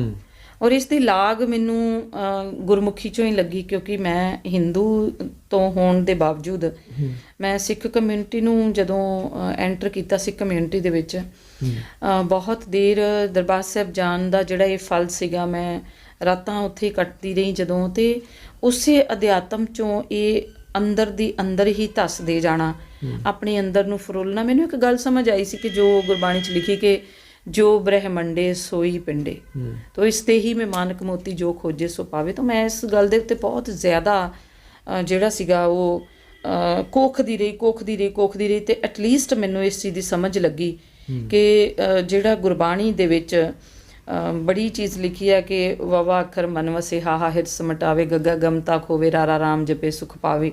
4 ਅੱਖਰਾਂ ਦੀ ਬਣ ਗਈ ਕੁੰਜੀ, ਗੜ ਕਾਇਆ ਲਾਇਓ, ਗੜ ਕਾਇਆਂ ਦਾ ਖੁੱਲ ਗਿਆ ਜ਼ਿੰਦਰਾ, ਪ੍ਰਭੂ ਦੇ ਦਰਸ਼ਨ ਪਾਇਓ। ਤਾਂ ਜਿਹੜਾ ਸਾਨੂੰ ਸਾਡਾ ਡਰਾਈਵਰ ਇਸ ਦੇਹ ਦੀ ਇਸ ਗੱਡੀ ਨੂੰ ਆਪਰੇਟ ਕਰ ਰਿਹਾ ਵਾ, ਮੈਂ ਉਸ ਤੱਕ ਪਹੁੰਚਣ ਦੀ ਕੋਸ਼ਿਸ਼ ਕੀਤੀ। ਮੈਂ ਸਾਹ ਰੁੱਕ ਕੇ ਦੇਖਿਆ, ਜਿੱਥੋਂ ਸਾਡਾ ਸਾਹ ਰੁੱਕ ਜਾਂਦਾ ਉੱਥੇ ਕੋਈ ਇਹੋ ਜਿਹਾ ਧੱਕਾ ਮੱਜਦਾ ਹੈ ਅੰਦਰੋਂ ਜਿਹੜਾ ਸਾਨੂੰ ਸਾਥ ਦਿੰਦਾ ਵਾ। ਮੈਂ ਇੱਕ ਚੀਜ਼ ਨੂੰ ਬੜੀ ਬਰੀਕੀ ਦੇ ਨਾਲ ਸਮਝਿਆ ਕਿ ਜਦੋਂ ਮਨੁੱਖ ਸੌਂ ਜਾਂਦੇ ਨੇ ਉਦੋਂ ਤਾਂ ਉਸਨੂੰ ਕੋਈ ਪਾਲ ਨਹੀਂ ਨਾ ਰਿਹਾ ਹੁੰਦਾ। ਉਹ ਇਦਾਂ ਵੀ ਹੋ ਸਕਦਾ ਹੈ ਉਹ ਰਾਤ ਸੁੱਤਿਆਂ ਕਿਤੇ ਸਾਹ ਲੈਣਾ ਭੁੱਲ ਜਾਵੇ, ਲੇਕਿਨ ਇਦਾਂ ਨਹੀਂ ਹੁੰਦਾ। ਜਦੋਂ ਉਹ ਸਾਹ ਲੈਣਾ ਨਹੀਂ ਭੁੱਲਦਾ, ਕਿੰਨੀਆਂ ਰਾਤਾਂ ਜ਼ਿੰਦਗੀ ਦਾ ਅਸੀਂ ਤੀਸਰਾ ਹਿੱਸਾ ਜਿਹੜਾ ਵਾ ਸੌਂ ਕੇ ਗੁਜ਼ਾਰਦੇ ਹਾਂ, ਲੇਕਿਨ ਉਸ ਸੌਣ ਤੋਂ ਬਾਅਦ, ਉਸ ਤੀਸਰੇ ਹਿੱਸੇ ਨੂੰ ਸੌਣ ਤੋਂ ਬਾਅਦ ਜਿਹੜਾ ਬਾਕੀ ਦਾ ਹਿੱਸਾ ਹੁੰਦਾ ਵਾ, ਅਸੀਂ ਉਹ ਜ਼ਿੰਦਗੀ ਜਿਉਂਦੇ ਹਾਂ। 100 ਸਾਲ ਦੀਆਂ ਉਮਰਾਂ, 150 ਸਾਲ ਦੀ ਉਮਰ, 80 ਸਾਲ ਦੀਆਂ ਉਮਰਾਂ। ਤਾਂ ਉਹਨਾਂ ਉਮਰਾਂ ਦੇ ਵਿੱਚ ਕਿੰਨੀਆਂ ਰਾਤਾਂ ਲੰਘਦੀਆਂ ਨੇ, ਕਦੀ ਅਸੀਂ ਉਹਨਾਂ ਰਾਤਾਂ ਦੇ ਵਿੱਚ ਸਾਹ ਲੈਣਾ ਕਿਉਂ ਨਹੀਂ ਭੁੱਲ ਜਾਂਦੇ। ਤਾਂ ਇਸ ਚੀਜ਼ ਨੂੰ ਮੈਂ ਬੜੀ ਬਰੀਕੀ ਦੇ ਨਾਲ ਸਮਝਿਆ ਕਿ somebody is there, ਕੋਈ ਤੀਜੀ ਧਿਰ ਹੈਗੀ ਆ। ਉਹੀ ਤੀਜੀ ਧਿਰ ਪਹਿਲੀ ਧਿਰ ਆ ਜਿਹੜੀ ਸਾਨੂੰ ਪਾਲ ਰਹੀ ਆ, ਜਿਹੜੀ ਸਾਨੂੰ ਸਮਝਾ ਰਹੀ ਆ। ਤੋ ਜਦੋਂ ਰਿਸ਼ਤਿਆਂ ਦਾ ਹਰ ਇੱਕ ਪਰਦਾ ਉੱਠਿਆ, ਜਦੋਂ ਹਰ ਇੱਕ ਸ਼ਖਸ ਨੇ ਆਪਣੇ ਆਪ ਦਾ ਪਰਦਾ ਉਠਾਇਆ, ਤਾਂ ਇਹ ਚੀਜ਼ਾਂ ਮੀਨਿੰਗਲੈਸ ਹੋ ਗਈਆਂ। ਮੈਨੂੰ ਇਸ ਗੱਲ ਦਾ ਚੇਤਾ ਵਾ, ਅਸੀਂ ਇੱਕ ਵਾਰੀ ਮਾਤਾ ਤੇ ਗਏ ਸੀਗੇ ਤੇ ਸਾਰਿਆਂ ਉੱਥੇ ਇੱਕ ਕਮਰਾ ਲਿਆ ਗਿਆ ਤੇ ਮਤਲਬ ਜਦੋਂ ਉੱਥੇ ਸਾਰੇ ਕੱਪੜੇ ਰਾਤ ਨੂੰ ਜਿਹੜੇ ਸੀਗੇ, ਕਿਉਂਕਿ 4-5 ਦਿਨ ਦਾ ਟੂਰ ਸੀਗਾ, ਤੇ ਮਤਲਬ ਮੈਨੂੰ ਇੱਕ ਗੱਲ ਚੇਤਾ ਵਾ ਕਿ ਵੀ ਜਿਹੜੇ ਕੱਪੜੇ ਧੋ ਕੇ ਕੋਠੇ ਤੇ ਪਾਏ ਸੀਗੇ ਨਾ ਸੁੱਕਣੇ, ਜਿੱਥੇ ਉਹ ਲਿਆ ਸੀ ਰੂਮ, ਤੇ ਰਾਤ ਨੂੰ ਪਤਾ ਨਹੀਂ ਸੀ ਸਾਨੂੰ ਕਿਸੇ ਨੂੰ, ਤੇ ਉਹ ਰਾਤ ਨੂੰ ਜਦੋਂ ਮੰਕੀ ਤੇ ਲੰਗੂਰ ਆਏ ਤੇ ਉਹ ਸਾਰੇ ਕੱਪੜੇ ਲੈ ਗਏ। ਤਾਂ ਵੀ ਗੋਟ ਸ਼ੌਕਡ ਕਿ ਮਤਲਬ ਸਵੇਰੇ ਮੇਰੇ ਫਾਦਰ ਸਾਹਿਬ ਕਹਿੰਦੇ ਵੀ ਹੁਣ ਜਿਹੜੇ ਕੱਪੜੇ ਪਾਏ ਆ ਨਾ ਇਹਨਾਂ 'ਚ ਹੀ ਜਾਣਾ ਪੈਣਾ, ਜਾਂ ਫਿਰ ਬਾਜ਼ਾਰੋਂ ਨਵੇਂ ਲਓ। ਤੇ ਕਿਉਂਕਿ ਉਹ ਜਿਹੜੇ ਰਾਤ ਵਾਲੇ ਕੱਪੜੇ ਤੁਸੀਂ ਧੋ ਧਾ ਕੇ ਉੱਪਰ ਪਾਏ ਹੋਏ ਸੀ ਉਹ ਤੇ ਉਹ ਸਾਰੇ ਲੈ ਗਏ। ਤਾਂ ਮੈਨੂੰ ਇਹ ਗੱਲਾਂ ਜਿਹੜੀਆਂ ਨੇ ਕਈ ਵਾਰੀ ਮੈਂ ਹੱਸਦੀ ਹੁੰਦੀ ਹਾਂ। ਤੇ ਫਿਰ ਮੈਨੂੰ ਜਦੋਂ ਬਾਅਦ ਦੇ ਵਿੱਚ ਮੈਂ ਲਹਿਣਾ ਸਭ ਦੇ ਸਿਸਟਮ 'ਚ ਆਈ, ਫਿਰ ਮੈਨੂੰ ਬੜਾ ਕੁਛ ਮੈਂ ਉਹਨਾਂ ਚੀਜ਼ਾਂ ਨੂੰ ਜਦੋਂ ਦੇਖਿਆ, ਜਦੋਂ ਮੈਨੂੰ ਪਤਾ ਲੱਗਾ ਕਿ ਚਰਨ ਸ਼ਰਨ ਗੁਰੂ ਏਕ ਪੈਂਡਾ ਜਾਏ ਚੱਲ, ਸਤਿਗੁਰੂ ਕੋਟ ਪੈਂਡਾ ਆਗੇ ਹੋਏ ਲੇਤਾ। ਤਾਂ ਮੈਂ ਇਹਨਾਂ ਚੀਜ਼ਾਂ ਦੇ ਨਾਲ ਬਹੁਤ ਜ਼ਿਆਦਾ ਪਰੋ ਲਿਆ ਮੈਂ ਆਪਣੇ ਆਪ ਨੂੰ। ਜੀ ਜਦੋਂ ਮੈਨੂੰ ਬਹੁਤ ਸਾਰੇ ਲੋਕ ਜਦੋਂ ਇਹ ਗੱਲ ਕਹਿੰਦੇ ਆ ਕਿ ਮਲਟੀ ਡਾਇਮੈਂਸ਼ਨਲ ਪਰਸਨੈਲਿਟੀ, ਤਾਂ ਮੈਂ ਸੋਚਦੀ ਹਾਂ ਕਿ ਇਹ ਜਿਹੜਾ ਗਲੋਬ ਹੈ, ਇਹ ਕੁਦਰਤ ਹੈ ਨਾ, ਜਦੋਂ 180 ਭੁਜਾਵਾਂ ਲੈ ਕੇ ਪੈਦਾ ਹੋਇਆ, ਤਾਂ ਉਸੇ ਤਰ੍ਹਾਂ ਔਰਤ ਇੱਕ ਪ੍ਰੋਡਕਸ਼ਨ ਯੂਨਿਟ ਆ, ਉਹਦੇ ਵਿੱਚੋਂ ਕਿੰਨਾ ਹੀ ਤਾਂ ਕੁਛ ਪ੍ਰੋਡਿਊਸ ਹੁੰਦਾ। ਤਾਂ ਇਹ ਕੋਈ ਅਤਕਥਨੀ ਨਹੀਂ ਆ ਕਿ ਬੜੇ ਸਾਰੇ ਕੰਮ ਹੋਣ ਦੇ ਬਾਵਜੂਦ ਵੀ ਮੈਂ ਫ੍ਰੀ ਹੁੰਦੀ ਹਾਂ। ਮੈਂ ਬੜੇ ਸਾਰੇ ਮਤਲਬ ਪਤਾ ਨਹੀਂ ਕੁਦਰਤ ਨੇ ਹੁਣ ਇਸ ਤਰ੍ਹਾਂ ਦਾ ਇਸ ਨੂੰ ਸੰਜੋ ਦਿੱਤਾ ਵਾ ਵੀ ਬਹੁਤ ਸਾਰੇ ਤੂੰ ਕੰਮ ਕਰਨੇ, in spite of that you are fresh, you are alone, you are good, you are happy. ਇਹ ਸਾਰਾ ਕੁਝ ਇਸ ਤਰ੍ਹਾਂ ਵਾ ਵੀ ਮੈਂ ਕਹਿੰਦੀ ਹਾਂ ਤਾਂ ਕੁਦਰਤ ਕਰੀ ਜਾਂਦੀ ਆ, ਕਹਿੰਦੀ ਹਾਂ ਤਾਂ ਕੁਦਰਤ ਕਰੀ ਜਾਂਦੀ ਆ। ਤਾਂ ਹੁਣ ਇੱਦਾਂ ਲੱਗਦਾ ਨਹੀਂ ਹੈ ਕਿ ਦਿਸ ਇਜ਼ ਮਲਟੀ ਡਾਇਮੈਂਸ਼ਨਲ। ਮੈਨੂੰ ਲੱਗਦਾ ਹੈ ਕਿ ਠੀਕ ਆ, ਸਾਰੀ ਡਿਊਟੀ ਆ ਕਰਨੀ ਆ, ਮਤਲਬ ਤੁਹਾਡੇ ਰੱਬ ਨੇ ਤੁਹਾਨੂੰ ਹੀ ਦਿੱਤਾ ਕਰਨ ਵਾਸਤੇ, ਤਾਂ ਤੁਸੀਂ ਕਰਨੀ ਆ। ਹੁਣ ਤੁਹਾਡਾ ਕੰਮ ਕੋਈ ਹੋਰ ਥੋੜੀ ਕਰ ਲੂਗਾ। ਤੋ ਇਸ ਤਰ੍ਹਾਂ ਮੈਨੂੰ ਲੱਗਦਾ ਹੈ ਕਿ ਜਿਉਂ-ਜਿਉਂ ਤੁਸੀਂ ਕੁਦਰਤ ਦੇ ਨੇੜੇ ਜਾਂਦੇ ਹੋ, ਜਿਉਂ-ਜਿਉਂ ਤੁਸੀਂ ਆਪਣੇ ਅੰਤਰ ਆਤਮੇ ਦੇ ਵੱਲ ਨੂੰ ਤੁਰੇ ਜਾਂਦੇ ਹੋ, ਤੁਹਾਡੇ ਅੰਦਰ ਜਿਹੜਾ ਗੁਰਬਾਣੀ ਦੇ ਵਿੱਚ ਲਿਖਿਆ ਹੈ ਕਿ ਜੋ ਬ੍ਰਹਮੰਡੇ ਸੋਈ ਪਿੰਡੇ, ਇਹ ਸੱਚ ਆ। ਕਿਉਂਕਿ ਜਿਹੜੇ ਸਫ਼ਰ ਤੁਹਾਡੇ ਪੈਰ ਨਹੀਂ ਨਾ ਕਰ ਸਕਦੇ, ਉਹ ਤੁਹਾਡੀ ਅਰਦਾਸ ਕਰ ਲੈਂਦੀ ਆ। ਤਾਂ ਤੁਹਾਨੂੰ ਉਹਨਾਂ ਥਾਵਾਂ ਦੇ ਉੱਤੇ ਤੁਰ ਕੇ ਨਹੀਂ ਜਾਣ ਦੀ ਲੋੜ ਹੁੰਦੀ। ਬਹੁਤ ਸਾਰੀਆਂ ਚੀਜ਼ਾਂ ਤੁਹਾਡੇ ਵੱਲ ਖੁਦ ਚੱਲ ਕੇ ਆ ਜਾਂਦੀਆਂ ਨੇ। ਆਉਂਦੀ ਰਹੀ ਗੱਲ RSS ਦੀ, ਸਿੱਖਾਂ ਦੇ ਵਿਰੋਧ ਦੀ, ਦੇਖੋ RSS ਦੀਆਂ ਜਦੋਂ ਲੱਗਦੀਆਂ ਨੇ ਨਾ, ਡੇਲੀ ਉਹਨਾਂ ਦਾ ਸਵੇਰੇ ਇੱਕ ਲੱਗਦੀਆਂ ਨੇ ਕਲਾਸਿਸ ਲੱਗਦੀਆਂ ਨੇ, ਉਹਦੇ ਵਿੱਚ ਉਹ ਸਿੱਖੀ ਦੇ ਗੀਤ ਗਾਉਂਦੇ ਨੇ। ਉਹਨਾਂ ਨੂੰ ਕਿਸੇ ਨੇ ਨਹੀਂ ਕਿਹਾ ਵੀ ਤੁਸੀਂ ਸਿੱਖੀ ਦੇ ਗੀਤ ਗਾਓ, ਲੇਕਿਨ ਉਹਨਾਂ ਦਾ ਜਿਹੜਾ ਸੰਕਲਪ ਆ ਕਿ ਜਿਹੜਾ ਵੀ ਸਾਡੇ ਪੰਜਾਬ ਦਾ, ਸਾਡੇ ਭਾਰਤ ਦਾ ਧਰਮ ਆ, ਉਹ ਵਧੇ ਫੁੱਲੇ। ਹਿੰਦੂ ਸਿੱਖ ਦੀ ਏਕਤਾ ਨੂੰ ਉਹ ਇੰਨੀ ਤਾਕਤ ਦੇ ਨਾਲ ਲੈ ਕੇ ਰੱਖਦੇ ਨੇ, ਇੰਨੀ ਤਾਕਤ ਦੇ ਨਾਲ ਉਹ ਸਮਾਜ ਦੇ ਵਿੱਚ ਸਮਝਦੇ ਨੇ। ਹਾਂ, ਕੁਝ ਗੱਲਾਂ ਦੀ ਉਹ ਕਹਿੰਦੇ ਨੇ ਕਿ ਜਿਸ ਤਰ੍ਹਾਂ ਮੰਨ ਲਓ ਮੁਸਲਿਮਸ ਦੇ ਰਿਗਾਰਡਿੰਗ ਕੋਈ ਗੱਲ ਹੁੰਦੀ ਆ ਤਾਂ ਉਹ ਸਖਤੀ ਦੇ ਨਾਲ ਉਹ ਕਹਿੰਦੇ ਨੇ ਪੰਜਾਬ ਦੇ ਜਿਹੜੇ, ਭਾਰਤ ਦੇ ਜਿਹੜੇ ਰੂਲ ਨੇ, ਜੇਕਰ ਅਸੀਂ ਚਾਹੁੰਦੇ ਇੱਥੇ 2 ਬੱਚੇ ਹੋਣ ਤਾਂ ਸਾਰਿਆਂ ਦੇ 2 ਬੱਚੇ ਹੋਣ, ਚਾਹੇ ਉਹ ਮੁਸਲਿਮ ਹੋਣ, ਚਾਹੇ ਉਹ ਗੁਜਰਾਤੀ ਹੋਣ, ਪਾਰਸੀ ਹੋਣ, ਵਟਐਵਰ, ਕੋਈ ਵੀ, ਐਨੀਵਨ। ਅੱਜ ਸਾਡੇ ਜਿਹੜੇ ਸਿੱਖ ਨੇ, ਸਾਡੇ ਹਿੰਦੂ ਨੇ, 2-2 ਬੱਚੇ ਅਡਾਪਟ ਕਰਦੇ ਨੇ, ਕਿਉਂਕਿ ਉਹਨਾਂ ਨੂੰ ਪਤਾ ਵਾ ਕਿ ਜੇ ਮਹਿੰਗਾਈ ਵੱਧਦੀ ਆ ਜਾਂ ਮੰਨ ਲਓ ਕੋਈ ਗੱਲ ਹੁੰਦੀ ਆ ਜਾਂ ਸਾਡੀ ਆਰਥਿਕਤਾ ਵਾ, ਉਹ ਆਪਣੇ ਦੇਸ਼ ਦੇ ਸਹੀ ਸਾਧਨਾਂ ਨੂੰ ਸਹੀ ਇਸਤੇਮਾਲ ਕਰਨਾ ਚਾਹੁੰਦੇ ਨੇ। ਲੇਕਿਨ ਜਦੋਂ ਕੁਝ ਕਮਿਊਨਿਟੀਜ਼ ਦੀ ਗੱਲ ਆਉਂਦੀ ਆ, ਉਹ 10-10 ਬੱਚੇ ਪੈਦਾ ਕਰਦੇ ਨੇ, 8-8 ਬੱਚੇ ਪੈਦਾ ਕਰਦੇ ਨੇ, ਧਰਮ ਦੀ ਸਿੱਖਿਆ ਦਿੰਦੇ ਨੇ, ਦੂਜੀ ਟੈਕਨੀਕਲ ਸਿੱਖਿਆ ਨਹੀਂ ਦਿੰਦੇ। ਉਹਦੇ ਨਾਲ ਕੀ ਹੁੰਦਾ ਵਾ, ਸਾਡੇ ਸਮਾਜ ਦੇ ਸਾਧਨਾਂ ਦੇ ਉੱਤੇ ਅਸਰ ਪੈਂਦਾ ਵਾ। ਜਿਹੜੇ ਵੀ ਧਰਮ ਆ, ਚਾਹੇ ਉਹ ਕਿਸੇ ਦੇ ਵਿੱਚੋਂ ਨਿਕਲਿਆ, ਚਾਹੇ ਉਹ ਨਿਕਲ ਕੇ ਉਹਨਾਂ ਨੇ ਆਪਣਾ ਇੱਕ ਵੱਖਰਾ ਧਰਮ ਅਡਾਪਟ ਕੀਤਾ, ਉਹਨਾਂ ਦੀਆਂ ਆਪਣੀ ਕਰੈਕਟਰਿਸਟਿਕਸ ਦੇ ਨਾਲ ਉਹਨਾਂ ਨੇ ਆਪਣੇ ਆਪ ਨੂੰ ਪੂਰੇ ਵਿਸ਼ਵ 'ਚ ਕਾਬਜ਼ ਕੀਤਾ। ਜੇਕਰ ਅੱਜ ਹਿੰਦੂ ਧਰਮ ਦੇ ਵਿੱਚੋਂ ਮੰਨ ਲਓ ਸਿੱਖ ਧਰਮ ਨਿਕਲਦੇ ਆ, ਤੇ ਸਿੱਖ ਧਰਮ ਦੀ ਇੱਕ ਪਰੰਪਰਾ ਜਿਹੜੀ ਲੰਗਰ ਦੀ ਪਰੰਪਰਾ, ਉਹ ਹਿੰਦੂ ਧਰਮ ਦੇ ਵਿੱਚ ਉਨੀ ਜ਼ਿਆਦਾ ਤਾਕਤਵਰ ਨਹੀਂ ਆ ਜਿੰਨੀ ਕਿ ਸਿੱਖ ਧਰਮ ਦੇ ਵਿੱਚ ਤਾਕਤਵਰ ਆ। ਤਾਂ ਉਸੇ ਲੰਗਤ ਤੇ ਪੰਗਤ ਦੀ ਪਰੰਪਰਾ ਦੇ ਨਾਲ ਸਿੱਖ ਧਰਮ ਇੱਕ ਇਹੋ ਜਿਹਾ ਧਰਮ ਬਣ ਗਿਆ ਜਿਸ ਨੇ ਪੂਰੇ ਵਿਸ਼ਵ ਦੇ ਵਿੱਚ ਆਪਣੇ ਝੰਡੇ ਗੱਡ ਲਏ। ਸਾਡੇ ਇਸ ਸੂਬੇ ਦੇ ਲੋਕ ਜਿਹੜੇ ਨੇ, ਜਿਹੜੇ ਇਸ ਮਿੱਟੀ ਪਾਣੀ ਦੇ ਸਿੰਜੇ ਹੋਏ ਲੋਕ ਨੇ, ਇਹਨਾਂ ਦੇ ਸੁਭਾਅ ਦਰਿਆਵਾਂ ਵਰਗੇ ਤੇ ਤਾਕਤਵਰ ਨੇ, ਜਿਹੜੇ ਕਿ ਨਾ ਈਨ ਮੰਨਣ ਕਿਸੇ ਦੀ, ਨਾ ਕੋਈ ਗੱਲ ਕਰਨ। ਜਿਸ ਤਰ੍ਹਾਂ ਪ੍ਰੋਫੈਸਰ ਮੋਹਨ ਸਿੰਘ ਜੀ ਦੀ ਕਵਿਤਾ ਵਾ ਕਿ ਪਿਆਰ ਨਾਲੇ ਕਰਨ ਗੁਲਾਮੀ, ਈਨ ਨਾ ਮੰਨਣ, ਉਹ ਸਾਰੀ ਗੱਲ। ਤਾਂ ਇਹ ਇਹਨਾਂ ਦੇ ਸੁਭਾਅ ਦੇ ਇੱਕ ਉਹ ਚਿੰਨ੍ਹ ਬਣ ਗਏ ਨੇ। ਹੁਣ ਦੂਸਰੇ ਪਾਸੇ ਤੁਸੀਂ ਦੇਖੋ, ਹਿੰਦੂ ਵੀ ਇਸੇ ਕਮਿਊਨਿਟੀ ਤੋਂ, ਇਸੇ ਜਗ੍ਹਾ ਤੋਂ ਰਹਿਣ ਵਾਲੇ ਲੋਕ ਨੇ, ਲੇਕਿਨ ਇੱਥੋਂ ਹੀ ਪੈਦਾ ਹੋ ਕੇ ਸਿੱਖ ਇੱਕ ਇਹੋ ਜਿਹੀ ਕੌਮ ਬਣਦੀ ਹੈ ਜਿਹੜੀ ਵਿਸ਼ਵ ਦੇ ਵਿੱਚ ਜਾ ਕੇ ਆਪਣੇ ਆਪ ਨੂੰ ਕਹਿੰਦੀ ਆ ਕਿ ਮਤਲਬ ਵੀ ਆਰ, ਅਸੀਂ ਹਾਂ। ਜਿੱਥੇ ਉਹ ਮਤਲਬ ਪੈਰ ਗੱਡਦੇ ਨੇ ਉੱਥੇ ਗੱਡਦੇ ਨੇ। ਤੋ ਕੁਝ ਗੱਲਾਂ ਜਿਹੜੀਆਂ ਨੇ ਤੁਹਾਡੇ ਕਰੈਕਟਰਿਸਟਿਕਸ ਦੇ ਨਾਲ ਹੀ ਤੁਸੀਂ ਵੱਖਰੇ ਹੋ ਜਾਂਦੇ ਹੋ ਲੋਕਾਂ ਤੋਂ। ਪਰਸੋਂ ਕੋਈ ਲੋਕ ਮਿਲਣ ਆਏ ਸੀ, ਇੱਕ ਹਸਬੈਂਡ ਤੇ ਵਾਈਫ, ਨਹੀਂ ਉਹਨੂੰ ਮੈਂ ਕਹਿ ਸਕਦੀ, they are in living relation. ਅੱਛਾ। ਤੇ ਉਹ ਕੋਈ ਗੱਲ ਮੇਰੇ ਨਾਲ ਸਾਂਝੀ ਕਰਨ ਆਏ ਸੀਗੇ, ਚਲੋ ਉਹਨਾਂ ਨੂੰ ਜੋ ਵੀ ਸੀ। ਬਟ ਮੈਂ ਉਦੋਂ ਬੈਠਿਆ ਨਾ, ਉਹ ਕੁੜੀ ਦਾ ਡਾਈਵੋਰਸ ਹੋਇਆ ਸੀਗਾ, ਉਸਦੀ ਇੱਕ ਬੱਚੀ ਸੀਗੀ, ਲੇਕਿਨ ਉਹਨੇ ਉਸ ਬੰਦੇ ਨਾਲ ਅਜੇ ਮੈਰਿਜ ਨਹੀਂ ਕਰਾਈ ਸੀਗੀ, ਬਟ ਉਹਦੀ ਪ੍ਰੋਟੈਕਸ਼ਨ 'ਚ ਚੱਲ ਰਹੀ ਸੀ ਉਹ ਨਾਲ। ਕੁੜੀਆਂ ਕਿੱਥੇ, ਕੁੜੀਆਂ ਦੇ ਦਿਲ ਕਿੱਦਾਂ ਦੇ ਨੇ, ਕੁੜੀਆਂ ਕਿੱਥੇ ਜਿਹੜੀਆਂ ਨੇ ਉਹ ਅਨਸੇਫ ਮਹਿਸੂਸ ਕਰਦੀਆਂ ਨੇ। ਉਹ ਜਦੋਂ ਬੰਦਾ ਆਪਣੀ ਮਰਦਾਨਗੀ ਨੂੰ ਦਿਖਾ ਰਿਹਾ ਸੀਗਾ ਕਿ ਕਮਲ ਮੈਮ ਇਹ ਅੱਛੀ ਆ ਲੇਡੀ, ਇਹ ਬੜੀ ਵਧੀਆ ਲੇਡੀ ਆ, ਇਹ ਬਹਾਦਰ ਆ, ਪਰ ਕਦੀ ਕਦੀ ਨਾ ਰੋ ਪੈਂਦੀ ਆ। ਉਹ ਕੁੜੀ ਆਪਣੀ ਗੱਲ ਦੱਸਦੀ, ਛੋਟੀ ਛੋਟੀ ਰੋ ਰਹੀ ਸੀਗੀ। ਲੇਕਿਨ ਇਹਦੇ ਨਾਲ ਜਦੋਂ ਉਹ ਉਹਦੀ ਪਿੱਠ ਤੇ ਹੱਥ ਮਾਰਦਾ, ਉਹ ਕੁੜੀ ਬਾਰ-ਬਾਰ ਇੰਜ ਕਰਦੀ ਸੀਗੀ। ਅੱਛਾ। ਮਤਲਬ ਜਦੋਂ ਉਹਨੇ ਕਹਿਣ ਦੀ ਕੋਸ਼ਿਸ਼ ਕੀਤੀ ਕਿ ਇਹ ਬੜੀ ਬਹਾਦਰ ਆ, ਉਹਨੇ ਉਹਦੀ ਪਿੱਠ ਤੇ ਹੱਥ ਮਾਰਿਆ, ਉਹਨੇ ਬਾਰ-ਬਾਰ ਇੰਜ ਕੀਤਾ, ਉਹਨੇ ਉਹਦੇ ਨਾਲ ਇੰਜ ਕੀਤਾ। ਮਤਲਬ ਇਹ ਜਿਹੜੀਆਂ ਸ਼ੋਲਡਰ ਅਟਰੈਕਸ਼ਨ ਸੀਗੀ, ਜਾਂ ਇਹ ਕਹਿ ਲਈਏ ਕਿ ਉਹਨੂੰ ਉਹਦੀ ਇਜਾਜ਼ਤ ਨੂੰ, ਮਤਲਬ ਉਹ ਇਜਾਜ਼ਤ ਨਹੀਂ ਦੇ ਰਹੀ ਸੀਗੀ ਕਿ ਉਹਨੂੰ ਟੱਚ ਕਰੇ। ਲੇਕਿਨ ਉਹ ਮੈਨੂੰ ਮਿਲਣ ਆਏ ਸੀ ਪਹਿਲੀ ਵਾਰੀ। ਇਹ ਗੱਲਾਂ ਮੈਂ ਤਾਂ ਕਰਕੇ ਤੁਹਾਨੂੰ ਦੱਸ ਰਹੀ ਹਾਂ ਕਿ ਔਰਤਾਂ, ਕਈ ਵਾਰੀ ਮਰਦ ਨੂੰ ਇੰਜ ਲੱਗਦਾ ਕਿ ਔਰਤ ਮੇਰੇ ਨਾਲ ਆ ਤੇ ਪਤਾ ਨਹੀਂ ਮੈਂ ਕਿਹੜੀ ਜਿੱਤ ਹਾਸਲ ਕਰ ਲਈ ਆ। ਹਾਲਾਂਕਿ ਔਰਤ ਦੀ ਉਹਦੇ ਨਾਲ 1% ਦੀ ਜਿਹੜੀ ਕੰਫਰਟੇਬਿਲਿਟੀ ਨਹੀਂ ਹੁੰਦੀ। ਉਹ ਸਿਰਫ ਉਹਨੂੰ ਇੱਕ ਮਰਦ ਦੇ ਤੌਰ ਤੇ ਕਈ ਵਾਰੀ ਆਪਣੇ ਨਾਲ ਚੱਲ ਰਹੀ ਹੁੰਦੀ ਹੈ, ਜਿਹਦੇ ਨਾਲ ਉਹਨੂੰ ਲੱਗਦਾ ਹੈ ਕਿ ਮੇਰਾ ਆਸਰਾ ਹੈ। ਬਟ ਕਈ ਵਾਰੀ ਮਰਦ ਆਪਣੀ ਮਰਦਾਨਗੀ ਦਿਖਾਉਂਦਾ ਸਮਾਜ ਦੇ ਵਿੱਚ, ਉਹਨੂੰ ਨਹੀਂ ਸੀ ਲੋੜ ਕਿ ਮੇਰੇ ਸਾਹਮਣੇ ਉਹਦੀ ਪਿੱਠ ਤੇ ਹੱਥ ਮਾਰ ਕੇ ਕਹਿੰਦਾ ਕਿ ਤੂੰ ਮਤਲਬ ਇਹ ਬਹੁਤ ਜ਼ਿਆਦਾ ਮਜ਼ਬੂਤ ਆ। ਤਾਂ ਇਹ ਬਰੀਕ ਬਰੀਕ ਨਿੱਕੀਆਂ ਨਿੱਕੀਆਂ ਗੱਲਾਂ ਨੇ ਜਿਹੜੀਆਂ ਕਿ ਕਈ ਵਾਰੀ ਸਮਾਜ 'ਚ ਤੁਰਦੇ ਆ, ਅਗਰ ਔਰਤ ਤੇ ਮੁਸੀਬਤ ਪੈਂਦੀ ਆ ਤਾਂ ਔਰਤ ਅਗਰ ਅਨਕੰਫਰਟੇਬਲ ਆ ਤਾਂ ਮਰਦ ਨੂੰ ਇਹੋ ਜਿਹੀਆਂ ਹਰਕਤਾਂ ਤੋਂ ਜਿਹੜਾ ਗੁਰੇਜ਼ ਕਰਨਾ ਚਾਹੀਦਾ। ਉਹ ਆਪਣੇ ਆਪ ਨੂੰ ਨੀਵਾਂ ਕਰ ਰਿਹਾ ਹੁੰਦਾ ਜਦ ਕਿ ਉਹਦੇ 'ਚ ਉਹਦੀ ਮਰਦਾਨਗੀ ਨਹੀਂ ਝਾਕਰੀ ਹੁੰਦੀ। ਮੈਂ ਇਹ ਗੱਲ ਕਹਿਣਾ ਚਾਹੁੰਦੀ ਆ ਆਪਣੇ ਮਾਧਿਅਮ ਦੇ ਰਾਹੀਂ, ਤੁਹਾਡੇ ਮਾਧਿਅਮ ਦੇ ਰਾਹੀਂ, ਕਿ ਹਰ ਔਰਤ ਆਪਣੇ ਘਰ ਦੇ ਵਿੱਚ ਲਾਇਬ੍ਰੇਰੀ ਬਣਾਵੇ ਤੇ ਹਰ ਔਰਤ ਹਰ ਮਰਦ ਨੂੰ ਨਾ ਕਹਿਣਾ ਸਿੱਖੇ। ਉਸ ਨੂੰ ਪਤਾ ਹੋਵੇ ਕਿ ਉਹ ਉਹਦੇ ਹਰ ਦਿੱਤੇ ਹੋਏ ਮੌਕੇ ਦਾ ਨਜਾਇਜ਼ ਫਾਇਦਾ ਨਾ ਉਠਾਵੇ, ਕਿਉਂਕਿ ਉਸਨੇ ਮੌਕਾ ਸਿਰਫ ਮਰਦ ਨੂੰ ਵਰਤਣ ਵਾਸਤੇ ਨਹੀਂ ਦਿੱਤਾ ਹੁੰਦਾ। ਉਸਨੇ ਮੌਕਾ ਉਸ ਨੂੰ ਦਿੱਤਾ ਹੁੰਦਾ ਕਿ ਸਤਿਕਾਰ ਦੇ ਨਾਲ ਬਹਿ ਤੇ ਆਪਣੇ ਹੱਕ ਦੀ ਗੱਲ ਕਰ। ਤੇ ਔਰਤਾਂ ਜ਼ਿਆਦਾ ਕਿਤਾਬਾਂ ਪੜ੍ਹੋ, ਆਪਣੇ ਬੱਚਿਆਂ ਨੂੰ ਪੜ੍ਹਾਓ ਤੇ ਇਸ ਸਮਾਜ ਦੀ ਵਧੀਆ ਸਿਰਜਣਾ ਦੇ ਲਈ ਸਿਰਫ ਤੇ ਸਿਰਫ ਔਰਤ ਕਿਰਦਾਰ ਨਿਭਾ ਸਕਦੀ ਹੈ। ਮਰਦ ਸਿਰਫ ਕਮਾਈ ਕਰ ਸਕਦਾ ਹੈ, ਇਸ ਤੋਂ ਬਾਅਦ ਉਸ ਨੂੰ ਕੁਝ ਨਹੀਂ ਕਰਨਾ।